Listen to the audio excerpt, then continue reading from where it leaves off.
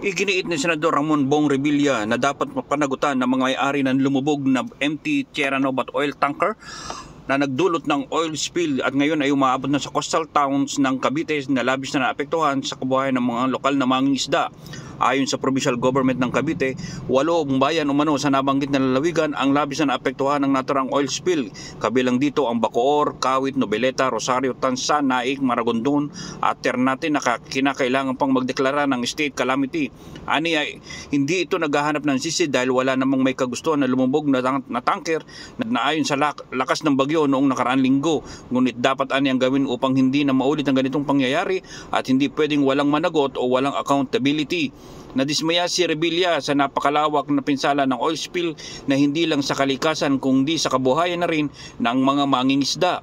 Ayon sa ulat, ang MT Tierra Nova ay naglayag lulan ang 1.4 milyong litro ng industrial fuel na kumalat sa karagatan ng sakop ng Bataan hanggang dito sa Cavite. Ang pamahalaan ng lalawigan ng Cavite ay pinagbawal noong nakaraang Agosto 2 ang panguhuli ng isda at iba pang pagkaing dagat sa pangambang magdudulot ito ng kontaminasyon mula ng tumagas na langis. Samantala, idiniin ni Revilla na dapat magbayad ng kompensasyon ang may-ari ng nasabing barko dahil sa pananagutan nitong patungkol sa environmental damages nang lumubog ang oil tanker.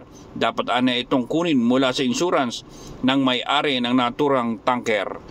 Mula dito sa Senado, Noel Abel nagulat para sa Media House Express, ang kauna-unahang Internet TV Radio sa Pilipinas.